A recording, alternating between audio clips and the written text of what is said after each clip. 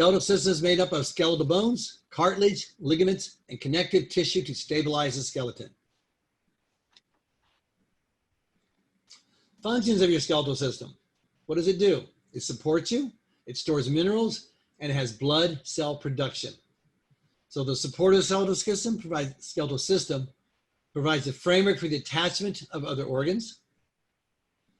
Okay, stores the minerals, calcium ions. 98% of the body's calcium ions are in your bones. And it also stores phosphate ions. Has blood cell production, like we said. The bone marrow produces erythrocytes, leukocytes, and platelets. Erythrocytes are your red blood cells. Leukocytes are your white blood cells. And platelets are the little plugs that travel on the blood in case there's a damage or trauma to the bloodstream, they plug the hole. Right? Those are all produced in the bone marrow, actually. So bones are osseous tissue. They're supporting connective tissue. They hold the body up. They're very specialized cells, and they're a solid matrix. The outer lining of the bone is called the periosteum. The inner lining of the bone is called the endosteum. So again, so on the outer lining of the bone, you have your periosteum, and your inner lining is called your endosteum.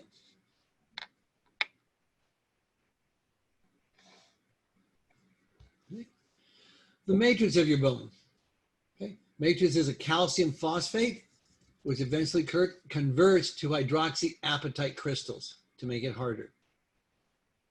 Okay, the calcium phosphate makes about 2/3 of the bone mass. Hydroxyapatite crystals make up the rest and resist compression, okay, to give the bone its strength. Okay. Collagen fibers. Collagen fibers make up 1/3 of the bone matrix. Okay, contribute to the tensile strength of bone. Okay, so if you go back and you look at the matrix, the calcium phosphate of bone is your hard mass, that's 2/3, and your collagen fibers is 1/3. The collagen fibers allow it to twist a little bit before it breaks. Okay? Collagen and hydroxyapatite make bone extremely strong. The hydroxyapatite prevents compression. The collagen allows it to twist and not break to a certain extent. Bone cells. The bone cells themselves contribute only 2% of the bone mass. The rest of it is the osseous tissue that's been deposited. Osteocytes. Okay, those are mature bone cells. So we talked about osteocytes and chondrocytes.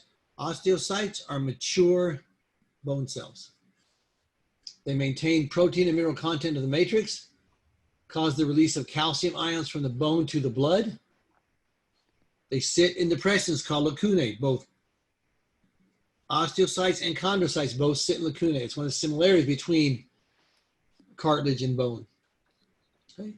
The matrix layer associated with osteocytes is the lamellae. Lamellae means concentric circles, like the tree growth. Okay. And small channels extending from the osteocytes to the bone capillaries are called canaliculi. Canaliculi are basically very small canals. Okay. So osteocytes are your mature bone cells. They live in depressions in the bone called lacunae. Okay. And the matrix layer is associated with these lamellae, these ring-like structures, as it's laid down. Okay. Osteoblasts. Osteoblasts are immature bone cells. So osteocytes are your mature bone cells. Osteoblasts are your immature bone cells. They're found on the inner and outer surfaces of bone. They produce osteoid, which is involved in making the bone matrix. That's your beginning bone. Osteoblasts are involved in making new bone. This is a process called osteogenesis, production of bone. Okay? So osteocytes are your mature bone cells. Osteoblasts are your immature bone cells. Okay? Osteoprogenitor cells. Osteoprogenitor cells are your bone stem cells. Okay? So osteocytes, osteoblasts, and osteoprogenitor cells. Those are bone stem cells. They're found on the innermost layer of the periosteum and the inner lining of the endosteum. They differentiate to form new osteoblasts as you need them. Okay, they're heavily involved in repair of bones after a break. Okay, so they form the osteoblasts, so they can put an osteo down after the bone is damaged or broken. Those are your bone stem cells. Osteoclasts. Osteoclasts are your multinucleated cells. Okay? They secrete acids that dissolves the bone, causing release of stored calcium and phosphate into the bloodstream. That's called osteolysis, the destruction of bone. So osteoclasts secrete acids that break down bone and releases the calcium and phosphate back into the bloodstream where it's needed. Okay. So this is your osteocyte. Okay, osteocyte is your mature bone cell. This is the osteoblast. This is your immature bone cell. This is your osteoprogenitor cell, which is your stem cells, which differentiate to form more osteoblasts to form healing when we need it. And this is your osteoclast. Osteoclasts secrete acid, multinucleated, and they secrete acids that break down or dissolve the bone to release calcium and phosphate back into the bloodstream. Okay, if you look at the other pictures, you see the lacunae. Lacunae are the depressions in the bone where the osteocytes live. Okay, and you see the canaliculi. This connects all the different canals. All these little different, very, very small canals that connect the main canal from the central canal in the lamellation structure of the bone. Okay. Okay, two types of osseous bone. There's compact bone and there's spongy bone. And it's just like it sounds. Compact bone is very dense. Okay, compact bones are dense and solid. They form the walls of the bone. So the outer part, the strong walls, are your compact bone. Spongy bone, trabecular or cancellous bone, they're open networks of plates. They have a trabecular pattern, like a spider web. They have a lot of open space. They allow bones to be lightweight, so they don't weigh tremendously and weighs down. Okay, so spongy bone is an open network of plates. It surrounds the medullary cavity, the inside part of the bone.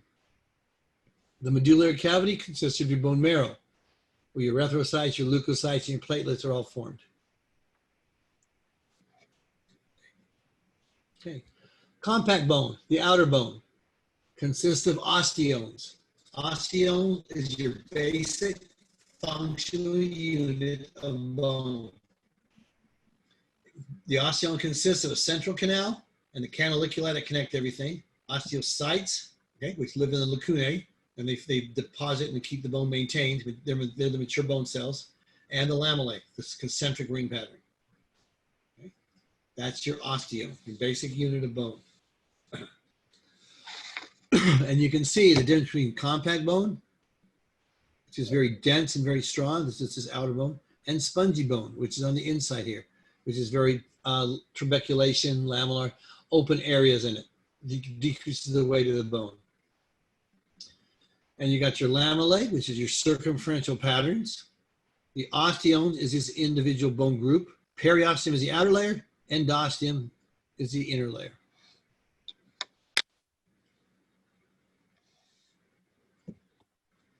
Okay.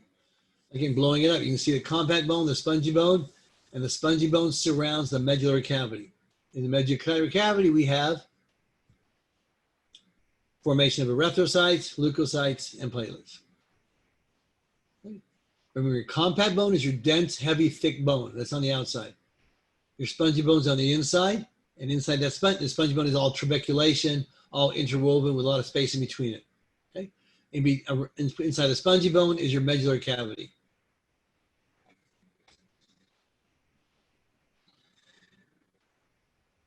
And what else was I make sure we that periosteum is your outer layer bone, endosteum is the inner layer bone. Okay. Again, there's another picture of your concentric circles that are being formed, your circumferential lamellae. You see the periosteum on the outside. You see the capillaries running through the central canal. And you got the small canaliculi that connect them. Spongy bone.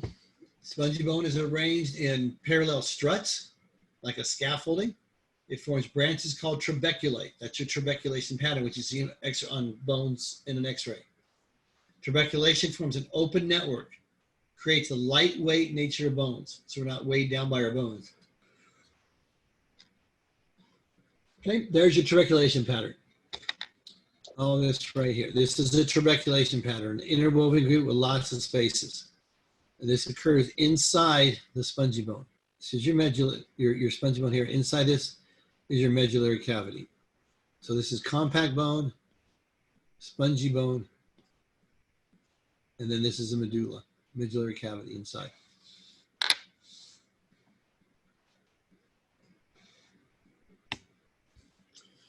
Okay, difference between compact and spongy bone. Yeah. Dr. Goodall, in regards to fractures, which one is worse, to fracture the compact bone or the spongy bone, or it makes no difference? To fracture the spongy bone, you got to go through the compact bone. I'm sorry? Spongy bone is just going to give. To get at the spongy bone, you got to fracture the compact bone to get out there. So the compact bone is the one that fractures. The spongy bone is going to give. There's a lot of open space. Oh, I see. Okay. You know, the compact bone's your dense bone. That's what fractures when you get hit. Okay. Thank you. And what fills that empty space between all the in the spongy bone? Just your matrix, basic the blood vessels, the cells that produce your erythrocytes, leukocytes, and things like that. Everything. It's just a bone matrix that produces in between them. A lot of the cells, your waste products, everything else is filled from there. Make sense? Okay. So the compact bone conducts stress from one end of the long bone to the other end. That prevents compression. So the compact bone generates tremendous strength from end to end of the bone. The weak strength when stress is applied to the side. That's when bones give and break. They can take a lot of compression, but they can't take a lot of force from the side. So the osteoid arrangement is parallel to the bone axis. That's how these things are set up. So the concentric circles form a parallel sphere. So all the strength is on the compression of the bone. Okay? So the osteomes generate tremendous strength from end to end. They prevent compression of the bone. The weak part is when the side gets hit. Spongy bone. The trabeculation conveys strength to deal with stress from the side. Trabeculations are oriented along the stress lines. Okay? So there's extensive cross branching in between the matrix. It also supports the yellow marrow in the shaft of the bone and the red marrow in the epiphysis of the bone. Okay. This is your femur. You can see the compact bone on the outside. You can see the trabeculation pattern. You can see the dark, dense areas of your compact bone, your open space of your spongy bone. Okay. Again, here's the femur. You can see the difference. Here's a perfect example of this. Is your cortex. This is your compact bone. This is right here. All this bone is very dense and no spaces between them. This is your spongy bone. You see the trabeculation pattern. Trabeculation pattern is like a spider web inside the bone. So there's a lot of space between there. Okay? So you get the lightweight surfaces of it. This is your strength. The bone does not compress at all. If you're going to damage it, it's going to come from the side. Okay? And inside the spongy bone is your medullary cavity, or your red blood cells, white blood cells, all that are produced.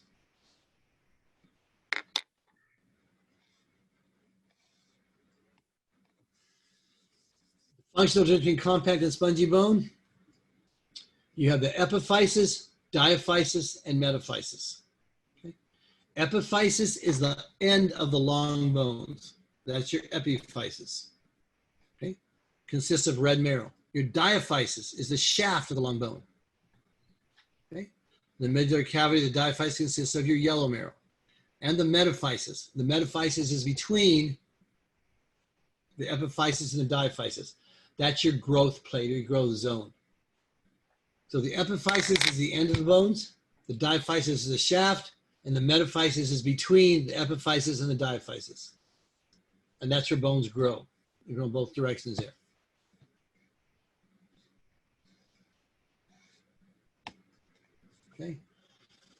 periosteum and the endosteum. The periosteum is the outer surface of bone, isolates and protects the bone from surrounding tissue.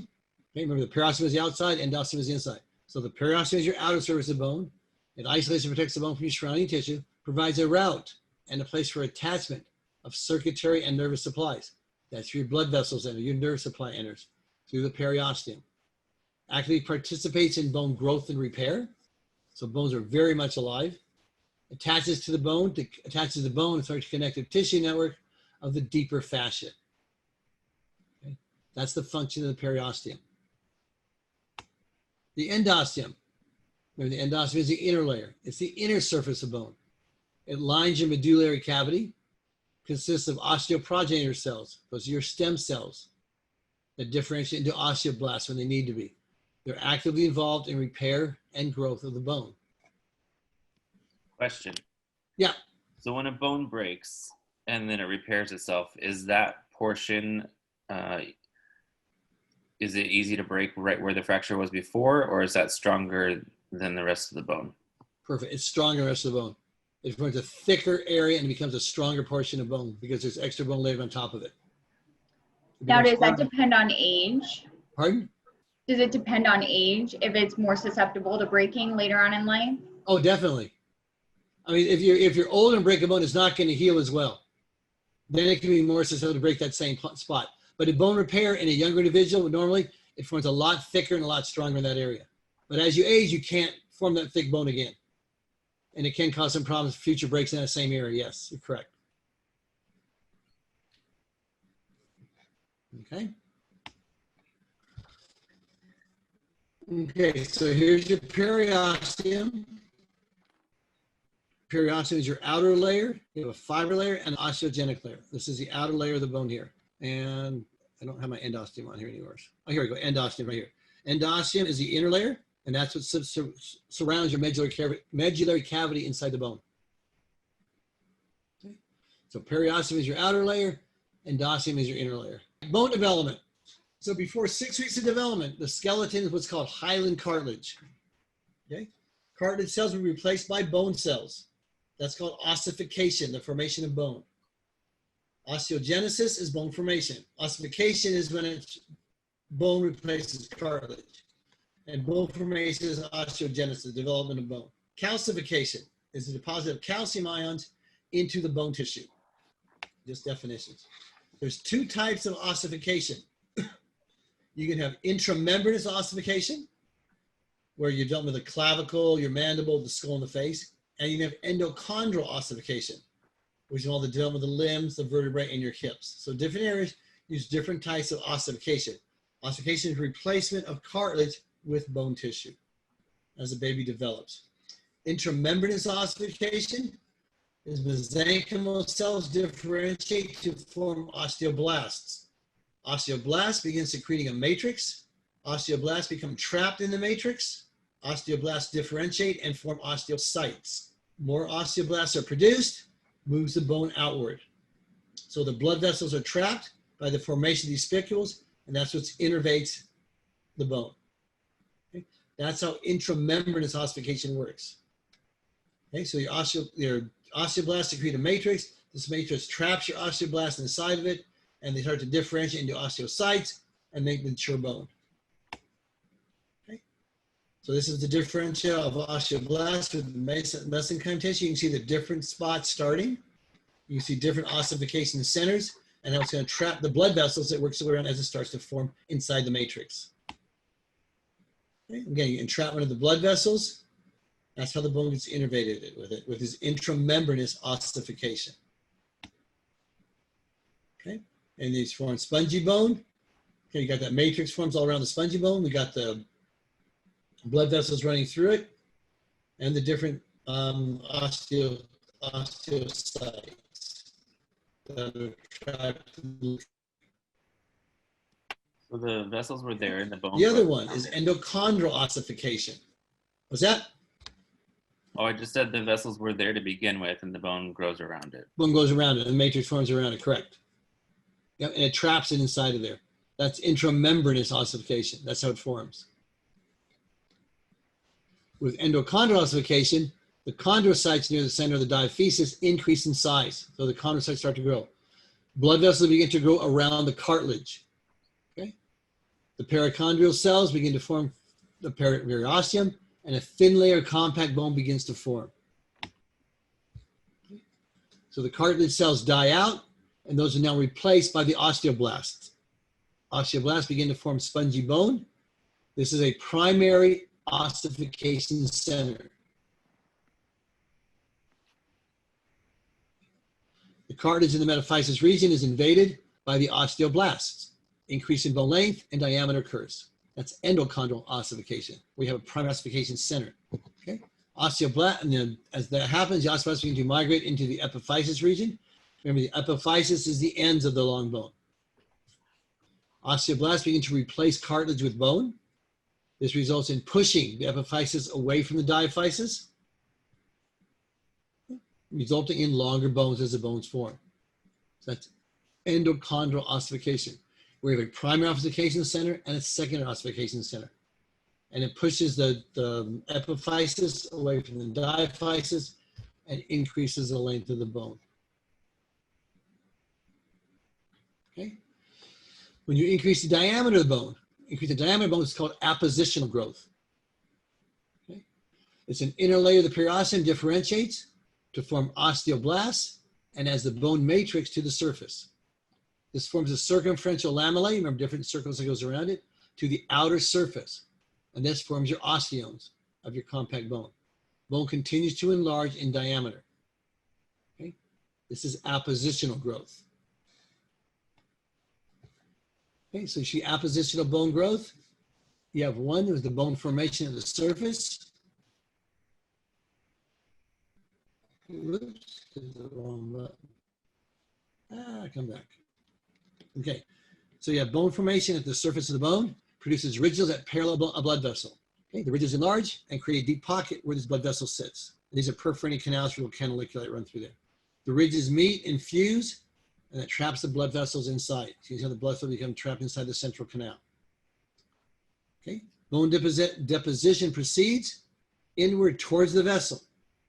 So bone gets deposited towards the blood vessel. And it forms an osteome. Additional circumferential layers start to form, and this forms your osteome. It's complete when the central canal is now sealed and all the other layers are compacted around it. Okay? And you see the differences between an infant with the bone, a child, bone division by osteoblast, it forms inside, becomes lower, and then an adult. The different sizes of the bone has become thicker with appositional growth. Okay.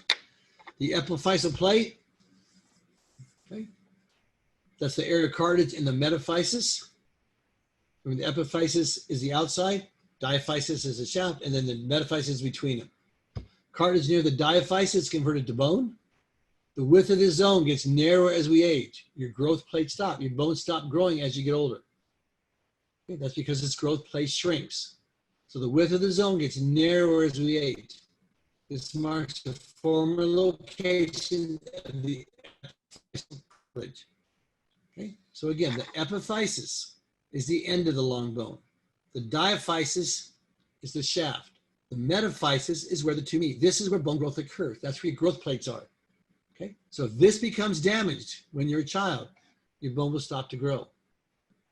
Okay, because that's the growth center. That's where the cartilage gets pushed towards the epiphysis and new bone gets deposited and the bone grows in length. Okay, you can see your spongy bone inside.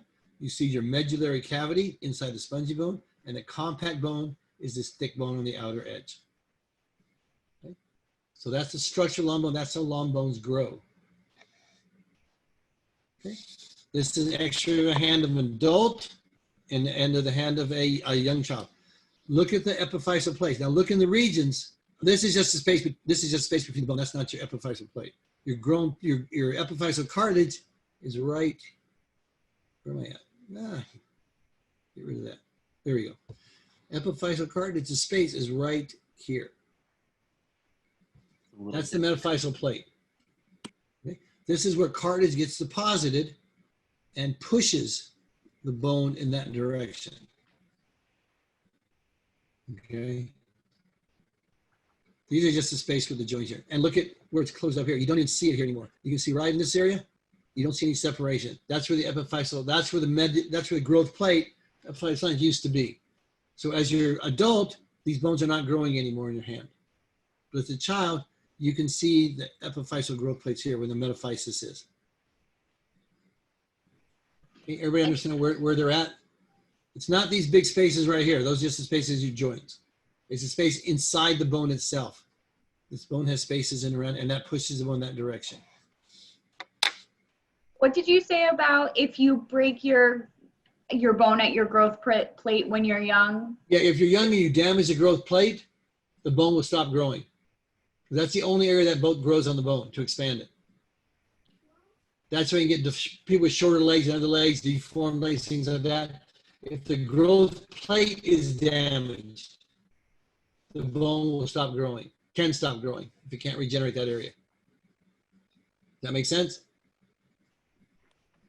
It does. Okay. All right, there's four major sets of blood vessels that are associated with long bones. You got nutrient vessels, you got metaphyseal vessels, epiphyseal vessels, and periosteal vessels. So 4 different types of blood vessels that are associated with long bones. The nutrient vessels, okay, they enter the diaphysis, which is the shaft, branch towards the epiphysis, which is the end, and enter to the nutrient foramen of the bone. Foramen just means hole or opening. A foramen is a hole. So the nutrient vessels enter the diaphysis, okay, and then they branch towards the epiphysis. So here's your long bone. I am not great at drawing bones. The nutrient vessels enter here, and they branch towards each end of the diaphysis. Okay, and they enter through a foramen in the side of the compact bone here. They penetrate the shaft and enter the medullary cavity. They divide into ascending and descending branches, and they go toward the epiphyseal regions. The vessels branch to form perforating vessels, and it perforates throughout the bone. Bones are very vascular. If you break a bone, it will bleed. Metaphyseal vessels supply nutrients to the diaphyseal edge of the epiphysis. So it goes right where the diaphysis and epiphysis meet, comes into there, and branches up into the epiphysis and supply nutrients higher up on the ends of the long bone. The epiphyseal vessels supply nutrients to the cavities of the epiphysis, and the periosteal vessels supply nutrients to the superficial osteomes, the osteomes on the outside of the bone. That's where the periosteum is. Okay. All right, so you can see the different vessels right here. You can see your nutrient, artery and veins come in right here, and they branch in both directions. And they enter the foramen of the compact bone. You see the periosteal artery and veins supply the outer osteomes, metaphyseal artery, and the epiphyseal arteries supply the different areas. Okay, those are 4 different types of vessels in the bone. Okay. Bone innervation. Nerves penetrate the bone with the nutrient artery. So as the arteries enter the bone, the nerves enter with them. Nerves have a very phenomenal blood supply and nerve supply. If you break a bone, it's going to hurt and it's going to bleed. Okay? Extensive nerve contact within the bone. The nerves innervate throughout the periosteum, throughout the outer layer. It innervates the endosteum, innervates the medullary cavity, and innervates the epiphysis. So it's a tremendous nerve complex inside each bone. Factors that regulate bone growth, what determines it? Nutrition. Calcium ions, phosphate ions, both needed for bone formation. Magnesium, citrate, carbonate ions, sodium ions, and vitamins A, C, and D. The active form of vitamin D is calcitrol. Also, hormones affect bone growth. Parathyroid gland releases parathyroid hormone. Parathyroid hormone stimulates osteoclasts and it stimulates osteoblasts. Okay? Okay, osteoclast, break down bone. Osteoblast, deposit bone. So you're able to sculpt the bone into the shape by the osteoclast and the osteoblast, because you dissolve certain parts and you build certain parts. And it forms the shape of the bone that's determined that area. Increases calcium ion absorption from the small intestine to the blood. So you're increasing more calcium ions. Okay? So your small intestine is absorbing more calcium, so more bone can be made. It reduces the rate of calcium ion loss from the kidneys. So you keep the calcium in the blood, so it can be used for the bone formation. Those are all functions of parathyroid hormone to continue with bone growth. Okay? The thyroid gland releases calcitonin.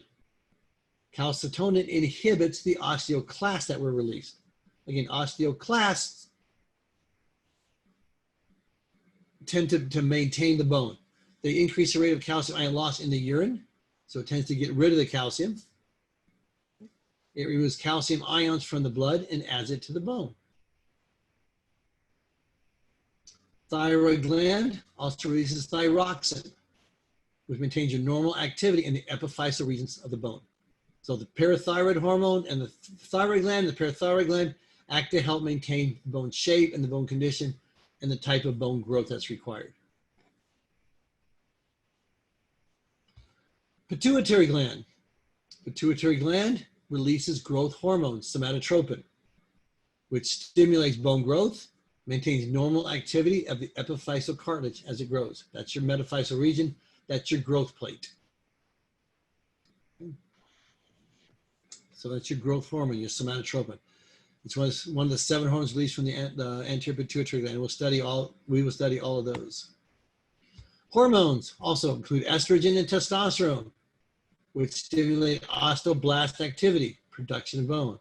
Osteoblast activity produces bone faster than epiphyseal cartilage expansion. Again, that's due to estrogen and testosterone. Ultimately, the epiphyseal cartilage narrows. This is your growth plate, and bone growth ceases about age 25. That's when your epiphyseal plate narrows and your bones cease to grow. So after age 25, it's all downhill. There's a question in the chat. Oh, you look up.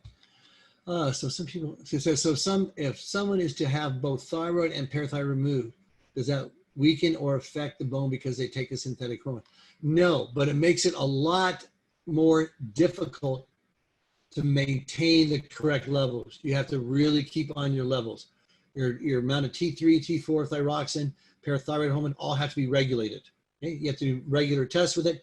And the synthetic hormone, God, I'm drawing a blank on the hormone we use.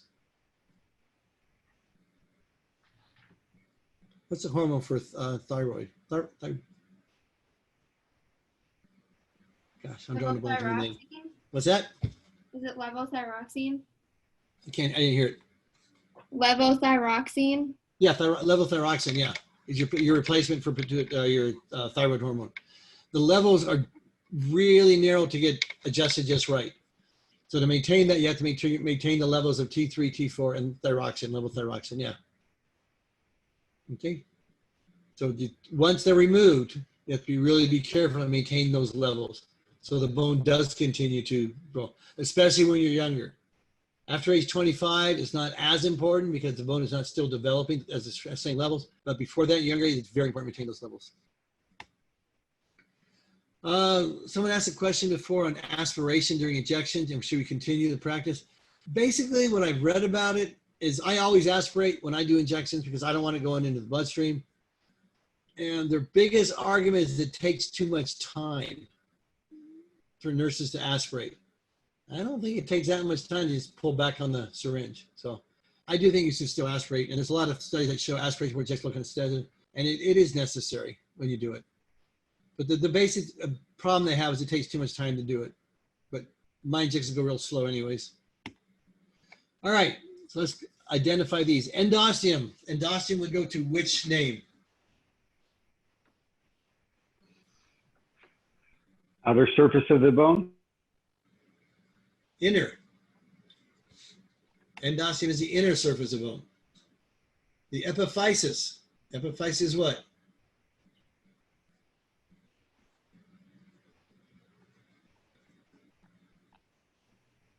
The long end of the bone? Yep. Perfect. Ends of the long bone.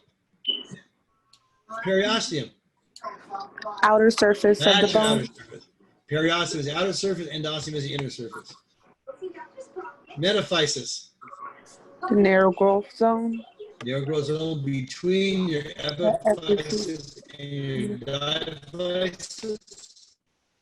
And diaphysis is only one more left. The shaft of the long bone. So you got your diaphysis in the center, you got your epiphysis on the end, and between those two, you got your metaphysis. And your periosteum is the outer surface, endosteum is the inner surface. Okay, so remodeling bone, we talked about a little bit. Bones have to be remodeled. You have to be able to change them. You have realignment of teeth, can change the shape of a tooth socket, okay? If you could not remodel bone, braces wouldn't work. What braces do when they put them on teeth is they push the teeth through the bone. The force of the tooth moving through the bone dissolves the bone. Behind it leaves that space. That space is then filled in by bone. That's why if someone tells you to put braces on for 6 months to move your teeth, do not do it, because your teeth will become little tiny short things, because you're going to dissolve your teeth instead of the bone. You have to give the bone time to grow behind the tooth and support it, so you don't dissolve the tooth as you move it through the bone. So if you move the tooth too fast, you're going to dissolve the tooth instead of dissolving as it pushes through the bone. But you move it slowly, the pressure of the tooth moving causes the bone to dissolve, the space behind it fills back in with bone. So bone can be remodeled. Okay? Increase muscular development.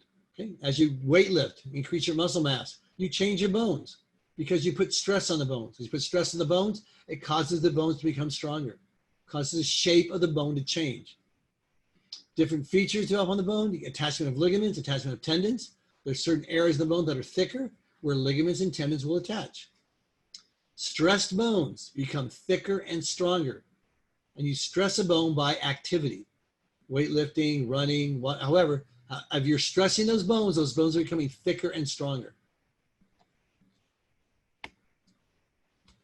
Inactivity of bones can cause degeneration. If you don't use it, you lose it, right? Famous saying. Hey, if you sit on a couch for 3 weeks, your bone's gonna get real weak. Okay? It's the exact opposite of strengthening the bones. So after a few weeks, unstressed bones can lose about 1/3 of their mass. So if you put a cast on for 3 weeks and you don't use that muscle, you're gonna lose 1/3 of your bone mass in that area. That's a lot. Okay? That's why you gotta be real careful building bone back up. So stressed bone is what causes it to be a bit stronger and larger, more mass. Injury. There's different types of fractures you can get through bones. Right? You can get transverse fractures, which break transverse to the long axis. You can get displaced fractures, which produce new and abnormal bone arrangements. In other words, if the bone breaks and part of it moves to a different area and it heals like that, now you got a new bone arrangement because it was displaced from the original position. Compression fractures, where the bone jams together and the bones literally smash between the ends. Or you get spiral fractures, where the bone twists along the length. That fracture twists along the length of the bone. You get different areas here. This is a transverse fracture. Okay, and again, you can see that it cuts through the bone. It cuts at an angle as a transverse fracture. This is a displaced fracture. This piece should be up here. The bone broke and moved. If it's allowed to heal like that, this will form a big knot right here, and you'll get a different shaped bone. Compression fracture in your vertebrae, coming down off a large jump or something. Now this pad is destroyed, and now this is bone to bone being contracted here. Spiral fracture is a twisting fracture that goes around the bone. It'll sort of circle around, back and forth around the bone. It'll spiral around it. So there's 4 different types of fractures. Okay. You can get epiphyseal fractures, where you fracture within the epiphyseal region on the end. Comminuted fractures, fractures the area shattered into many bone fragments. And a green streak fracture, only one edge breaks while the other edge just bends, which means the bone still stays intact, but you have a break. A comminuted fracture is when you get a sudden impact. I do a lecture on child abuse. And one of the cases I use is a John Benet Ramsey case. I work with Dr. Henry Lee at a show on HBO, and I have all the slides and all the information that was given during the trial and during the police investigation of the John Benet Ramsey case that never got released to the public. I got the original ransom note, all the stuff that's never been released. And I usually lecture on it. If the class wants to, I can do that for one of our labs too. If anybody's interested in doing the forensics, I do a lot of forensic dentistry. And she had, this was the fracture in her skull was a comminuted fracture, which means she had a 2-inch piece of her skull that was completely destroyed. I mean, the bones are just a communicant fracture. It's just with the, if this is your bone, this is now your bone. I mean, all the bone is shattered.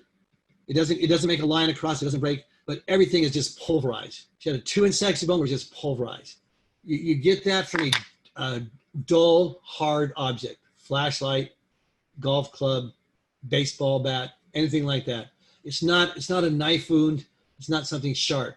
It's a dull area. It's usually round, and when it hits, it just pulverizes the bone. That's a comminuted fracture. But if there's an interest in it, just let me know, email me or something. I can do that lecture too, because that's a fun lecture. All right, this is your epiphyseal fracture. You can see your fracture right here in the epiphyseal region. The comminuted fracture, here you go. This is pulverized. See all little bone chips. Again, that's caused from a dull, large, hard object, not sharp. It hit and it just pulverized that bone. Everything's just broken into pieces. That's the kind you look at as an orthopedic surgeon and you just shake your head.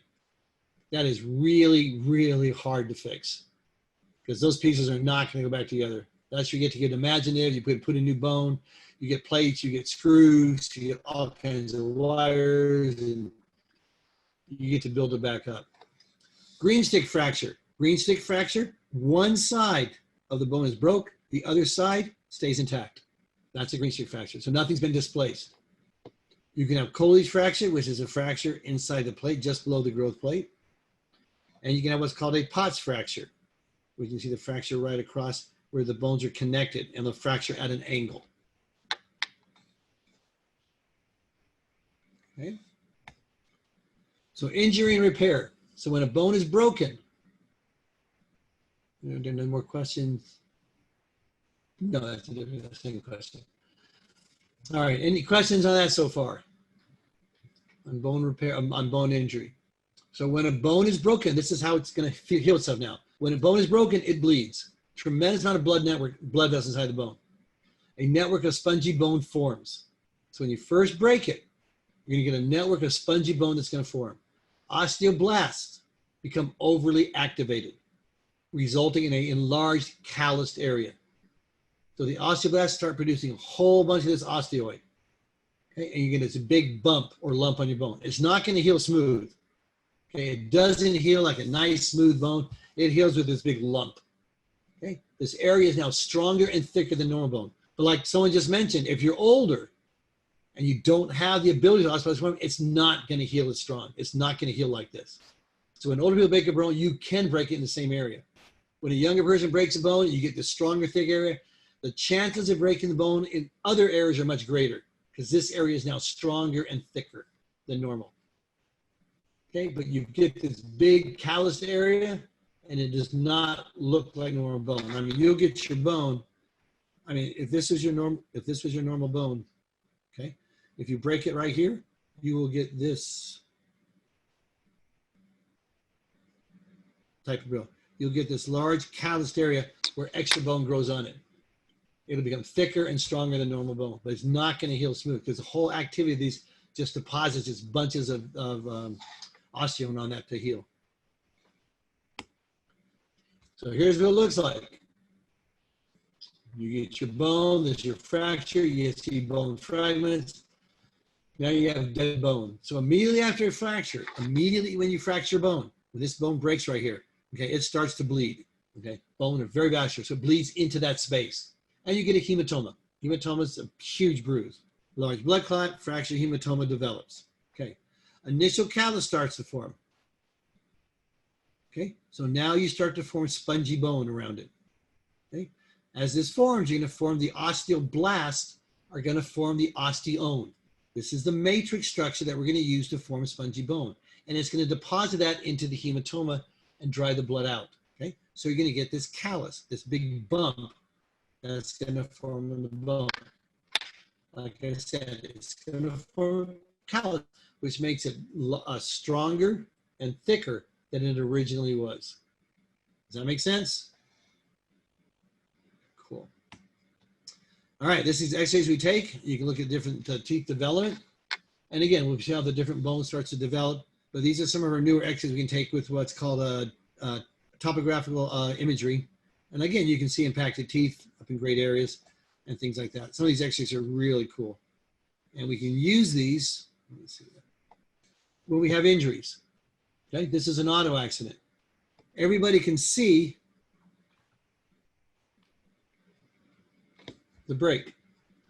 Okay, that's a displaced fracture. If that's allowed to heal, these teeth will be higher than those teeth. So you got to fix it. You got to do what's called an open reduction. You got to open this up, put a metal plate here, put screws on both ends, hold that back down to the original position. But again, on these x-rays nowadays, it's really easy to see the fractures. And it looks like there could be one right here too. Could be one here in the base, different areas. Looks like there was a pretty good trauma to the front of the face on that x-ray. Okay. So aging in the skeletal system, like everything else, after 25, it's all downhill. All right. When you're young, osteoblast activity balanced with osteoclast activity. So your osteoblast deposit bone, your osteoclast dissolve bone, and they balance, and it keeps your bone maintained. As you get older, the osteoblast declines. The osteoclast stays the same. So what's the net result? The net result is loss of bone, because osteoclasts release acid to dissolve bone, osteoblasts put bone back. So when you're younger, they balance. When you're older, the osteoblast activity slows down, but the osteoclast activity does not. So you start break down your bone. So when osteoclast activity is faster than osteoblast activity, bones become porous. Osteoporosis, different bone diseases. Your bones become thinner, easier to break. Okay. As women age, the estrogen level drops. Okay. Osteoclast control is lost. Osteoclasts become overactive. That's where a lot of women, with the estrogen level becomes down after menopause, they develop osteoporosis. Because all of a sudden, this estrogen drop, they lose control of the osteoclast, and the osteoclasts go crazy and start eating away bone. Okay? So in response to any drop in calcium, osteoclasts go crazy. That's right. You use calcium supplements and you use estrogen supplement, hormone replacement therapy is all used after menopause to help prevent osteoporosis. Because if nothing's done to prevent it, these osteoclasts are going to eat away that bone. Okay? This is normal spongy bone. This is healthy spongy bone. You can see all the open space. You can see the trabeculation pattern as we go. This is osteoporosis, spongy bone. Look at the difference. You can see it's all like moth-eaten. It's all hollowed out. Okay? What bone is going to break easier? This one, right? There's not a whole lot of support with it. You can step off a curb and smash that bone. And a lot of people do. A lot of people step off a curb and they'll break their hips. That's very common. Osteomyelitis is an infection in the bone. You see the bone infected there? And you can see infection clinically on that. Okay? When bone becomes infected, it's very hard to treat. Very hard to get antibiotics to that area. Okay, is this a good place to stop? We're almost done. We're almost done? All right, let's finish up. It's only 9 o'clock again. Yeah, we don't have to do 6 and 7 on Monday, on Wednesday. All right, there's 7 broad categories of bone according to their shapes. You can have suture bones. You can have irregular bones. You can have short bones. You can have pneumatized bone. Pneumatized means there's air spaces. Flat bones, long bones, and sesamoid bones. Okay, those are 7 different broad categories of bones according to their shapes. Okay, and these are the different shapes you can see here. You can have your suture bones. Suture bones are your sutures when your skull forms. it forms with different suture lines. We'll discuss each of those, the different fontanelles, and how there's different areas where the baby's born, there's still soft spots where the sutures have been formed. But when the bones come together and they're solid, those are sutural bones. Okay? Pneumatized bones. Pneumatized bones have air cells in them, like the mass bones in front of your external crucis meatus. We'll talk about that too. Your pneumatized bones will have air cells inside the bones to make them lighter. Short bones. Okay, short bones are shorter. Short bones are short bones. There are any bones that are just not as long as other bones. Okay, bones of your hand, the carpal bones in your hand, the metacarpal bones in your feet, and we'll cover all those too. Irregular bones. Irregular bones have irregular shapes. Your vertebrae have irregular shapes to them. They have transverse processes, they have proximal and medial processes as they go across. Flat bones. Flat bones are flat. Okay? They don't have any curvature to them, they're just basically flat bone. The parietal bone on the side of your skull is a flat bone. Long bones like your femur, your humerus, ulnar, radius, those are your longer bones, usually long and slender. Sesamoid bones are usually small, round, and flat, like your kneecap, your patella. It's a small, round, flat bone. Okay, those are sesamoid bones. Those are the 7 different shapes of bones determined by shape. Okay, bones are not inert. Okay, bones are dynamic. They're always changing. Okay, they're not isolated. They're attached to muscles, ligaments. So attached to muscles under physiological control via the endocrine system. Okay, bones are controlled. The digestive and excretory system provides calcium and phosphate needed for growth. Okay, if we need calcium, okay, it gets taken from the bones. If we have calcium in the bloodstream, it gets used for bone growth. And that's controlled by the different hormones. The bones serve as a store of calcium and phosphate and other minerals. If we need that, we can break down the bones and use that calcium and phosphate for muscle contraction, for whatever else we need. Okay? If we have an injury, we can break down parts of bone in another part of the body and use that to build up bones that are being developed from the injury. Okay? So our bones are not inert, they're not just static. Our bones are very dynamic, they're always changing. And we control how they change, the body controls that.